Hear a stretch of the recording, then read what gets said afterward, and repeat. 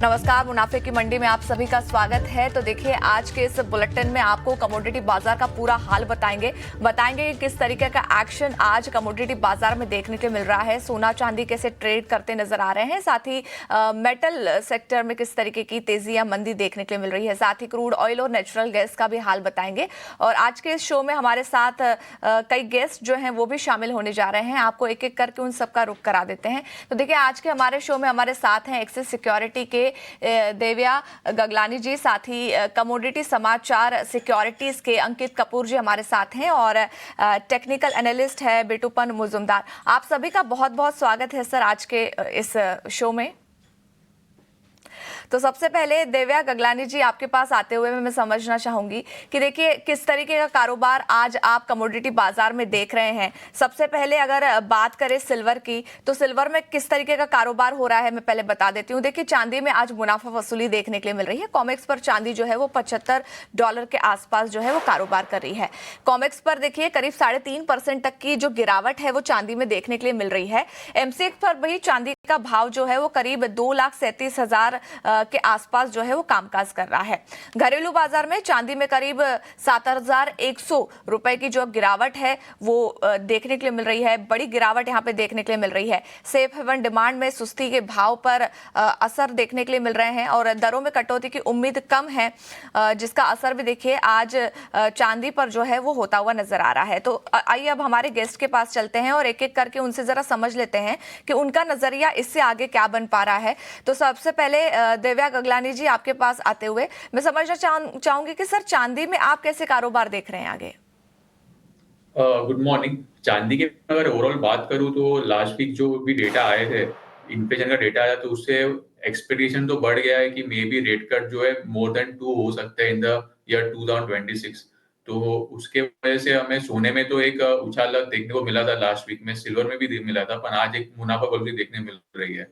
चांदी की मैं बात करूं तो ओवरऑल सेंटीमेंट जो है प्राइस के लिए एज ऑफ नाउ वीक है। जब तक प्राइसेस $80 to $85 के ऊपर सस्टेन नहीं करते, टेक्निकली मुझे वो थोड़ा सेल ऑन राइज का ही व्यू दिख रहा है। नीचे की मैं लेवल्स की मैं बात करूं तो 70-71 का स्ट्रॉन्ग सपोर्ट जोन है।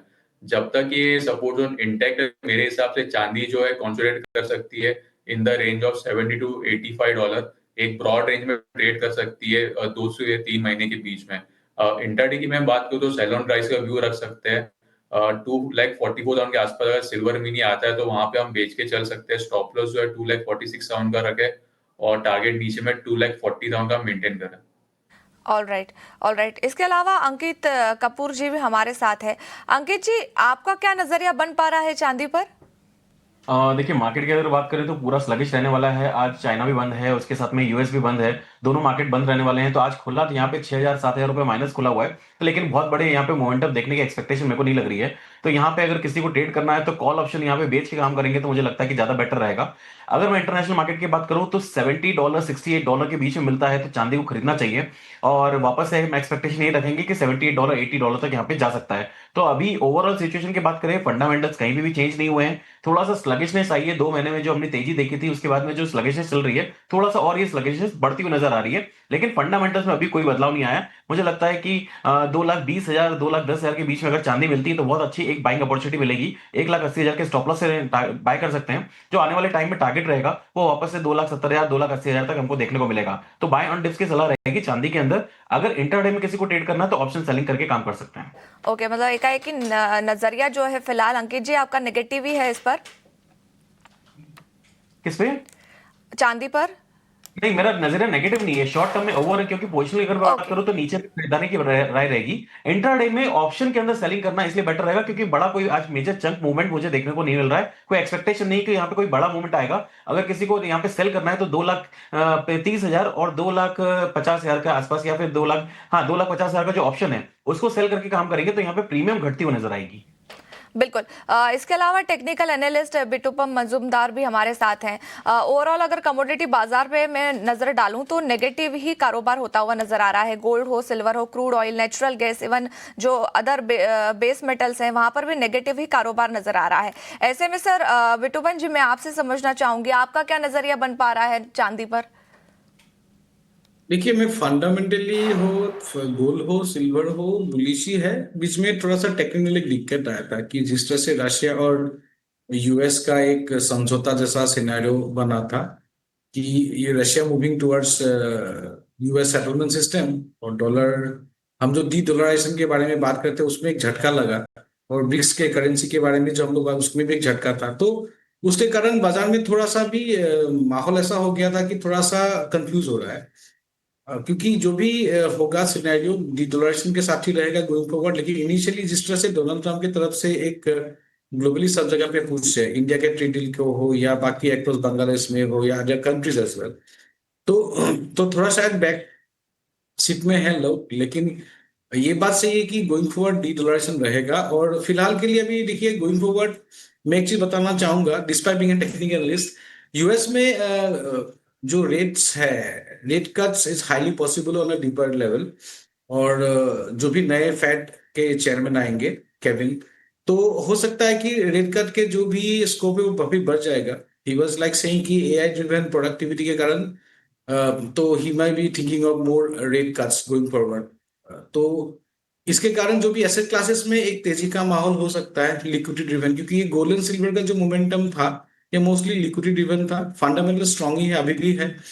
तो उसके कारण थोड़ा सा लिक्विडिटी कट हो गया जिस तरह से एक्शंस के कारण, तो थोड़ा सा प्रॉफिट टेकिंग आया, थोड़ा सा लोगों को पैनिक मिला, तो इसलिए लॉट ऑफ प्रॉफिट टेकिंग हुआ। लेकिन बाजार में अभी क्या है, थोड़ा सा बेस फॉर्मेशन है लार्जर टाइम फ्रेम में, एक दो महीना 3 महीना थोड़ा बेस फॉर्मेशन हो जाएगा शायद। गोल्ड का 4500 4600 बॉटम में, सिल्वर का $65 टू $64, ये सब रेंज का एक बॉटम बनेगा। तो इस पेज के अंदर ही हम लोग को ट्रेड करना पड़ेगा, because we are short term trader या फ्यूचर्स में करते हैं, तो उसी रेंज में करना पड़ेगा। हालांकि अगर मैं डे टू डे ट्रेडिंग के बारे में बात करता, जिस तरह से कल का क्लोजिंग है, जिस तरह से आज का गैप डाउन है, तो मोमेंटम इस तरह का दिख रहा है। और लोकली जिस तरह से आरबीआई का सर्कुलर भी आया, डोमेस्टिक लिक्विडिटी में भी थोड़ा मार्केट्स में हो सकता है इम्पैक्ट एवरीवेयर। तो ये हो सकता है कि सिल्वर आज के लिए थोड़ा इंट्राडे में सेल पे देख सकते हैं। अभी 2,37,38,000 के आसपास अभी चल रहा है, तो 2,40,41,000 के आसपास मे बी आज के लिए इंट्राडे के लिए शॉर्ट कर सकते हैं। And can look forward for target of 231 का हम लोग टारगेट ले सकते हैं। लेकिन स्टॉप लॉस आना पड़ेगा 2,45,000 के ऊपर। तो ओवरऑल देखिए, बुलिश व्यू में भी हम लोग को शॉर्टिंग करना पड़ रहा है। ये फंडामेंटल स्ट्रांग है, लेकिन अभी जो रेंज है थोड़ा सा रेंजिंग रहेगा। बॉटम रेंज में से पुल बैक आएगा, ऊपर लेवल से सेलिंग आएगा, उस तरह का सिनेरियो रहेगा वो गोल्डन सिल्वर। तो अभी मिड लेवल पे है, थोड़ा सा यहाँ पे स्टॉप लॉस लाके एक छोटा सा ट्रेड बन सकता है 2,32 से 30,000। ओके ओके, मतलब 2,41,000 के पास हमें शॉर्ट करना है। 2,30,000 तक के टारगेट जो है वो देखने के लिए मिल सकते हैं, लेकिन स्टॉप लॉस पर जो है वो ध्यान रखना है। ये आपकी राय बन रही है। चलिए अब चांदी के बाद जरा बात कर लेते हैं सोने की। सोने में किस तरीके का कारोबार देखने के लिए मिल रहा है वो मैं आपको बता देती हूँ। देखिए, सोने में तो बिकवाली ही देखने के लिए मिल रही है। जिस तरीके से चांदी में हम देख रहे हैं कमजोरी है, सोने में भी उसी तरीके का कारोबार जो है वो फिलहाल देखने के लिए मिल रहा है। कॉमेक्स पर भाव जो है वो करीब $5,000 के आसपास आपको देखने के लिए मिलेगा गोल्ड में। वहीं एमसीएक्स पर भाव भी देखिए करीब 1,54,750 के पास जो है वो फिलहाल सोना ट्रेड करते हुए नजर आ रहा है। आधे % से हल्की थोड़ी ज्यादा कमजोरी जो है वो सोने में आपको यहाँ पर देखने के लिए मिलेगी। सोने में करीब एक महीने में 7% की तेजी जो है वो देखने के लिए मिली थी, लेकिन आज अगर इंट्राडे की बात करें, दिन की बात करें, तो यहाँ पर फिलहाल तो कमजोरी देखने के लिए मिल रही है। यूएस, चीन, एशिया के मार्केट में ज्यादा छुट्टियों से कारोबार जो है वो फिलहाल थोड़ा सा कम देखने के लिए मिल रहा है, लिक्विडिटी कम देखने के लिए मिल रही है। आगे अमेरिकी बाजारों से जुड़े फैक्टर्स पर निवेशकों का जो है वो सबसे ज्यादा ध्यान रहेगा, और उसी को ध्यान में रखते हुए सोने में भी देखिए कारोबार होता हुआ हमें हमेशा ही नजर आता है। पिछले 2 हफ्तों में अमेरिकी ब्याज दरों की दिशा को लेकर जो फिलहाल जो है वो अनिश्चितता बनी हुई है। पहले तो देखिए जिस तरीके से खबर आई थी, कहा गया था कि इस साल 2 बार रेट कट जो है वो देखने के लिए मिल सकता है, लेकिन फिलहाल जो है वो कश्मकश देखने के लिए मिल रही है, जिसका असर फिलहाल सोने पर देखिए होता हुआ नजर आ रहा है। अब ऐसे में सोने में आगे क्या कामकाज किया जाए, किस तरीके का नजरिया रखा जाए, हमारे गेस्ट के पास चलते हैं। और सबसे पहले अंकित कपूर जी, सोने पर आपसे राय लेती हूँ। गोल्ड पर आपका क्या नजरिया बन रहा है, क्या राय बन रही है, सर बताएं। देखिए गोल्ड की अगर बात करें तो ओवरऑल ट्रेंड अभी पॉजिटिव है, इसके अंदर कोई भी नेगेटिविटी नहीं दिख रही है। कुछ टाइम के लिए स्लगिश है, एक रेंज में ये ट्रेड करता हुआ नजर आएगा, लेकिन कहीं पे भी डिप मिलता है आपको खरीदारी करके चलना ज्यादा बेटर रहेगा। मैं यहाँ पे गोल्ड की अगर बात करूँ, थोड़ा सा एक मैं ब्रॉडर प्रोस्पेक्ट की बात करूँ तो मुझे नहीं लगता कि ये $13,880 के नीचे जाने वाला है। मतलब $3880 के नीचे जाना यहाँ पे काफी मुश्किल लग रहा है, और आने वाले टाइम में आपको $6,400 तक यहाँ पे टारगेट आपको देखने को मिल सकते हैं। अगर मैं इंडियन की बात करूं तो इंडियन मार्केट में भी यहाँ पे जो ट्रेडिंग चल रही है 1,55,000 के आसपास, तो 1,50,000 1,48,000 के आसपास मिलता है, तो बहुत अच्छी बाइंग अपॉर्चुनिटी यहाँ पे क्रिएट होगी, और आने वाले टाइम में हमें बहुत जल्दी 1,80,000 के टारगेट्स को क्रॉस करता हुआ नजर आएगा। ग्लोबल मार्केट में टेंशन थोड़ी सी रिलीज जरूर हुई है, लेकिन खत्म नहीं हुई है। जो यूएस का डेट है वो अभी खत्म नहीं हुआ है, वहां पे जो डेट है वो लगातार बढ़ रहा है। यहाँ पे अगर हम बात करें तो जो इन्फ्लेशन है वो कूल होता हुआ नजर आया है, तो उसके कारण थोड़ी सी एक्सपेक्टेशन बढ़ी है कि जो फेड है वो इंटरेस्ट रेट को कम कर सकता है। इंटरेस्ट रेट को कम करेंगे तो भी यहाँ पे गोल्ड के अंदर आपको तेजी देखने को मिलेगी, और ग्लोबल टेंशन अगर रिवाइव होते नजर आएंगे तब भी आपको यहाँ पे आपको गोल्ड के अंदर तेजी देखने को मिलेगी। तो अभी गोल्ड उस सिचुएशन पे खड़ा हुआ है जहां पे आपको जो ट्रेंड है वो पॉजिटिव बना हुआ है, और कोई भी अगर गिरावट मिलती है तो खरीदारी करके चलना यहाँ पे बेहतर रहेगा। मुझे इसके अंदर कोई लॉन्ग टर्म यहाँ पे गिरावट अभी देखने को नहीं मिल रही है। सेंट्रल बैंक जितने भी हैं वो अभी भी खरीदारी करके चल रहे हैं, तो मुझे लगता है कि इसके अंदर खरीदारी करके बनेंगे तो ज्यादा बेटर रहेगा, और लॉन्ग टर्म थोड़ा सा नजर रखें तो 2 लाख के लेवल को भी क्रॉस करता हुआ नजर आएगा। ऑलराइट, तो लॉन्ग टर्म में 2 लाख तक के टारगेट देखने के लिए मिल सकते हैं। फिलहाल अगर ध्यान दें तो 1,55,000 के पास खरीदारी करके चला जा सकता है। 1,80,000 तक के जो टारगेट हैं वो देखने के लिए मिल सकते हैं, और जो फंडामेंटल्स हैं वो भी जो है अंकित जी ने हमें बता दिए हैं। फिलहाल जो इन्फ्लेशन है अगर वो कूल होता है, इंटरेस्ट रेट अगर कम होते हैं, या फिर ग्लोबल टेंशन भी कम होती है, तो एकाएक पूरा जो फायदा है वो गोल्ड को होता हुआ नजर आ सकता है। इसके अलावा दूसरे गेस्ट के पास चलते हैं, हमारे साथ देव्या गगलानी जी भी हैं। देव्या जी, फिलहाल अंकित जी तो बुलिश नजर आ रहे हैं गोल्ड पर, आपका क्या नजरिया बन रहा है? ओवरऑल मेरा व्यू भी गोल्ड के ऊपर बुलिश ही है, क्योंकि जब तक प्राइसेस 4,300 के ऊपर ट्रेड कर रहे हैं कॉमेक्स में, मुझे तो कुछ खास मंदी दिख नहीं रही है। एक्सपेक्टेशन है कि मे बी प्राइसेस जो है कंसोलिडेट कर सकते हैं बिटवीन 4,600 से लेके 5,800 के आसपास। 5,100 के ऊपर अगर सस्टेन होता है तो हमें एक लंबी तेजी देखने मिलेगी, और एल साइडवेज ट्रेड ही रहेगा। पर जो भी इन्वेस्टर्स ने जो रैली मिस आउट की थी उसके लिए एक अच्छी बाइंग अपॉर्चुनिटी रहेगी। कोई भी करेक्शन आता है नीचे में 4,600 4,700 के आसपास, तो एक अच्छा एक्यूमुलेशन जोन है, वहां पे इन्वेस्टर जो है बाई कर सकते हैं for the target of 5,500 by year and. अगर मैं इंट्राडे लेवल्स की अगर बात करूं तो नो डाउट आज यूएस मार्केट, चाइना मार्केट सब बंद है, तो हमें मे बी थोड़ा साइडवेज ही देखने मिले कारोबार पर। इंट्राडे भी मुझे ओवरऑल तो बुलिश ही दिख रहा है, क्योंकि डॉलर इंडेक्स जो है लास्ट वीक के कंपैरिजन में थोड़ा वीक हुआ है, और इन्फ्लेशन डेटा जो कूल डाउन हुआ था तो उसकी वजह से भी एक्सपेक्टेशन बढ़ गई है फॉर द रेट कट। तो गोल्ड मीनिंग में मेरा ट्रेड रहेगा, अगर प्राइसेस 1,51,000 के करीब अगर आते हैं तो वहां पे हम बाय कर सकते हैं। स्टॉप लॉस है 1,49,500 का रखे, और टारगेट ऊपर में 1,53,000 का मेंटेन करें। 1,53,000 कहा सर आपने टारगेट? हाँ, मेरा कॉल गोल्ड मिनी में रहेगा। ओके, गोल्ड मिनी में 1,51,000 के पास खरीद सकते हैं। 1,49,000 का जो स्टॉप लॉस है वो रखना है। 1,53,000 तक के टारगेट जो है वो गोल्ड मिनी में देखने के लिए मिल सकते हैं। तो चलिए, कमोडिटी बाजार पर एक्शन जो है वो इसी तरीके से जारी रहेगा, और कई और कॉल्स जो है वो आना बाकी है, लेकिन वक्त तो चला एक छोटे से ब्रेक का।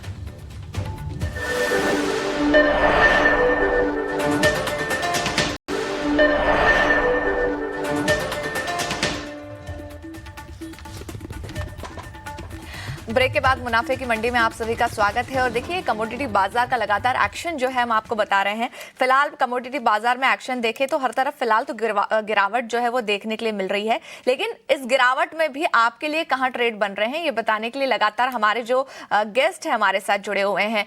ब्रेक पर जाने से पहले हम गोल्ड के बारे में बात कर रहे थे, और अंकित कपूर जी और साथी गगलानी जी दोनों ने ही गोल्ड पर जो है वो फिलहाल बुलिश रहने के लिए कहा है। उनका नजरिया गोल्ड पर जो है वो बुलिश ही है। आइए, हमारे साथ बिटूपन मजुमदार भी जुड़े हुए हैं, उनसे भी जरा राय ले लेते हैं गोल्ड पर उनकी क्या राय बन रही है। बिटूपन जी, आप बताएं गोल्ड पर आपका नजरिया कैसा है, क्या आप भी पॉजिटिव है? देखिए, गोल्ड में तो मैं ओवरऑल पॉजिटिव ही हूँ। अभी लास्ट 5-6 महीने में तो हम लोगों ने कोई निगेटिव व्यू नहीं सोचा है।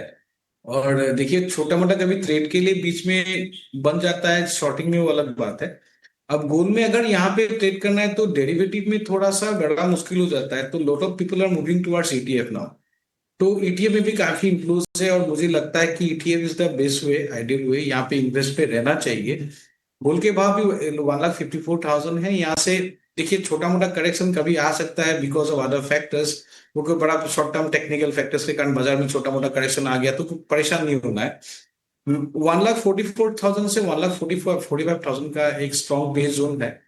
उस जोन के आसपास स्टैगर्ड मैनर में मेरे हिसाब से यहां से लेके वो जोन तक नीचे तक कोई भी आता है तो वहां से स्टैगर्ड मैनर मेरे हिसाब से परचेस कर सकते हैं। टेक्निकली एक होता है कि 1,60,65,000 और कॉमेक्स में भी $5,100 का एक रेजिस्टेंस जोन जहां पे बाधा मिल रहा है बाजार को, जहां से थोड़ा सा ऊपर जाने के बाद से प्रेशर मिलकर बाजार लुढ़क जाता है। तो वो रेजिस्टेंस लेवल है, उसके लेवल के ऊपर सस्टेन करता है तो मोमेंटम आएगा, लेकिन ऐसा मोमेंटम नहीं कि एक ही झटका जिस तरह से पहले मोमेंटम आया था उस तरह का नहीं होने से भी एक स्लोअर मोमेंटम आएगा। और गोल्ड के जो ओवरऑल टारगेट्स है going forward may be looking at $6,000 $7,000 exactly. Most of the investment banker उनका वही सब लोग का टारगेट उसके जैसा ही है। तो इसलिए गोल्ड के भाव 1,85,000 से 2,00,000 मे बी इन ईयर और टू उसके ऊपर भी जाए तो कोई बड़ा बात नहीं, तो स्टे इन्वेस्टेड।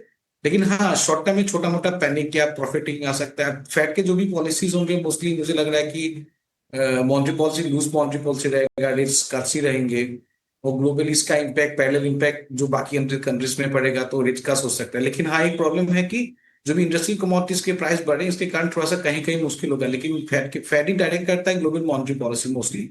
तो वहां से क्या होता है gold as a asset class में भी फिर एक फर्दर आएगा। और जियोपॉलिटिकल टेंशन जिस तरह से है वो रहेगा ही रहेगा बिकॉज अभी जिस तरह से रशिया यूक्रेन का वार खत्म हो गया और जब तक वार नहीं होता है तो यूएस का इकोनॉमी नहीं चलता है, उनके कंपनीज के लिए इम्पोर्टेंट भी होता है। तो एग्जैक्टली वार में कंटिन्यू जिस तरह से अभी हालत सिनारियो है इन अदर कंट्रीज में भी आज एक कहीं एक जियोपॉलिटिकल टेंशन तो कहीं और रहेगा। तो जियोपॉलिटिकल टेंशन हम लोग अवॉइड नहीं करेंगे, नहीं कर सकते नहीं 4-5 साल तक। तो फिलहाल जियोपॉलिटिकल टेंशन रहेगा, रिस्क ऑफ सेंटीमेंट रहेगा, रिस्क भी है। तो इसके लिए गोल्ड के भाव मेरे हिसाब से तेजी में और पोर्टफोलियो डाइवर्सिफिकेशन के लिए one of the best way to looking. All right, all right, आगे बढ़ते हैं और अब ज़रा बेस मेटल्स की बात कर लेते हैं। देखिए आज फिलहाल तो बेस मेटल्स में देखें तो यहाँ पर कमजोरी ही देखने के लिए मिल रही है। कॉपर देखिए करीब 1,198 के पास कारोबार करता नजर आएगा, यहाँ पर आधे % से हल्की थोड़ी ज़्यादा गिरावट है।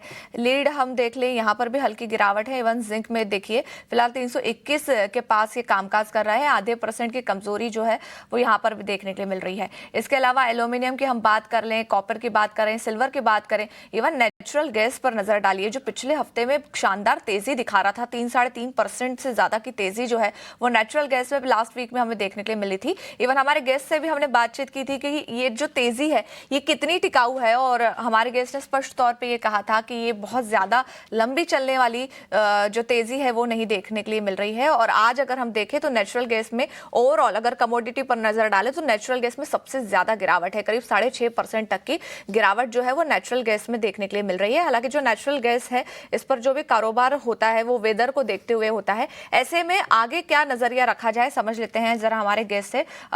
बिटूपन जी मैं आपके पास से आना चाहूंगी, जरा आप टेक्निकल राय दें नेचुरल गैस पर क्या नजरिया बन रहा है, क्या ये गिरावट और गहराती नजर आएगी? देखिए यहाँ पे गिरावट ऑलरेडी काफी हो गया है, तो मैक्स टू मैक्स मुझे लग रहा है बॉटम 230 से 245 वो बॉटम बन जाएगा, क्योंकि अब ये लीन वेदर सिनेरियो है और यूएस का भी सिनेरियो इस टर्म में डिमांड नहीं रहता है। तो यहाँ पे टेक्निकल लगता है कि थोड़ा वीकनेस सिनेरियो है। तो फिलहाल एक स्टॉप लॉस लाके 285 के आसपास स्टॉप लॉस लगा के 278 के आसपास अगर भाव आता है तो मेरे हिसाब से शॉर्टिंग कर सकते हैं। 265 का थोड़ा सा टारगेट ले सकते हैं, लेकिन ये मान के चलिए कि 235 240 के आसपास जो है नेचुरल गैस का एक नेचुरल बॉटम बन जाएगा, वहां पे बाइंग आ सकता है। लेकिन फिलहाल के लिए ऊपर लेवल पे जब पुल बैक आता है शॉर्टिंग पे रहना चाहिए because of the weather scenario.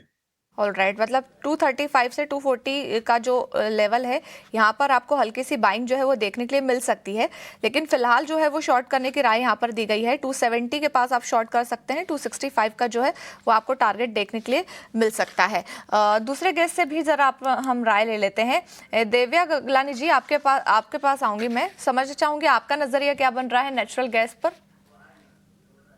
चलो इसकी भी बात करूं तो लास्ट वीक का इन्वेंटरी डेटा था, प्राइसेस के लिए बेरिश था, और जो वेदर फोरकास्ट है वो भी प्राइसेस सपोर्टिव नहीं है एज ऑफ नाउ। सपोर्ट की मैं बात करूं इंट्राडे में तो 270 का एक स्ट्रॉन्ग सपोर्ट जोन है, अगर वो लेवल का ब्रेकआउट आता है तो हमें एक करेक्शन देखने मिल सकता है। तो मेरे हिसाब से 270 के बिलो ही सेल करे, स्टॉप लॉस जो है 274 का रखे, टारगेट नीचे में 265 का मेंटेन करे। ऑल राइट, और इसके अलावा अंकित कपूर जी आपका क्या नजरिया है नेचुरल गैस? नेचुरल गैस जब हमने लास्ट थर्सडे को बात करी थी तो वहां पे क्लियरली एक इंडिकेशन था कि ये 310 के 315 के ऊपर नहीं जाने वाला है और यहाँ पे बड़ी गिरावट देखने को मिलेगी। सेम यहाँ पे कंडीशंस में हम लोग चल रहे हैं, 274 के आसपास चल रहा है। और जैसे विटमन जी ने बोला, मैं उनकी बात से बिल्कुल इत्तेफाक रखता हूँ कि ये जो नेचुरल गैस प्राइसेस हैं मैक्सिमम साइड पे यहाँ पे 340 335 तक, सॉरी 240 235 तक आ सकते हैं। किसी को भी बिकवाली करनी है तो 290 के स्टॉप लॉस से यहाँ पे बिकवाली कर सकते हैं। नीचे में टारगेट 240 तक के रहेंगे। ऑल राइट, तो ये राय बन रही है हमारे तीनों ही गेस्ट की नेचुरल गैस पर। सिल्वर, गोल्ड और नेचुरल गैस पर किस तरीके का कामकाज जो है वो देखने के लिए मिल सकता है, इस पर राय जो है हमारे तीनों ही गेस्ट ने दी है। आप तीनों का बहुत बहुत शुक्रिया सर, हमें वक्त देने के लिए, हमारे साथ जुड़ने के लिए।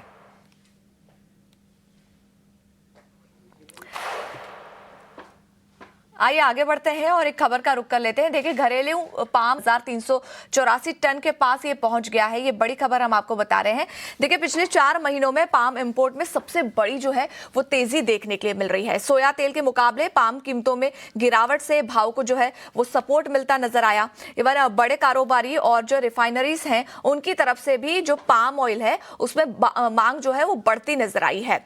सोया और सनफ्लावर ऑयल इंपोर्ट में जो फिलहाल है गिरावट देखने के लिए मिल रही है, तो उसका असर देखिए पाम ऑयल पर देखने के लिए मिला। वहां पर जो खरीदारी है वो ज्यादा हुई। सोया ऑयल इंपोर्ट करीब 44% गिरकर 19 महीनों के निचले स्तर पर पहुंच गया है। सनफ्लावर ऑयल की बात कर लेते हैं। ऑयल इंपोर्ट करीब 24% से घटकर 2,66,575 टन पर पहुंच गया है। कुल खाद्य तेल की अगर बात कर ले इंपोर्ट की, तो वो 3.7% से घटकर 13.1 लाख टन के करीब पहुंचा। और घरेलू वनस्पति तेल इन्वेंट्री जो है वो घटकर 17.5 लाख टन के करीब पहुंच गई है। ये वाई मैं आपको बता रही हूं। फरवरी में पाम ऑयल इंपोर्ट जो है वो करीब 8 लाख टन से ज्यादा होने की उम्मीद जो है वो जताई जा रही है। तो ये पूरा एक्शन रहा आज कमोडिटी बाजार में। लेकिन आप कहीं मत जाइए, थोड़ी देर बाद आपके साथ जुड़ेंगे और बाजार का एक्शन जो है वो आपको बताएंगे। नमस्कार।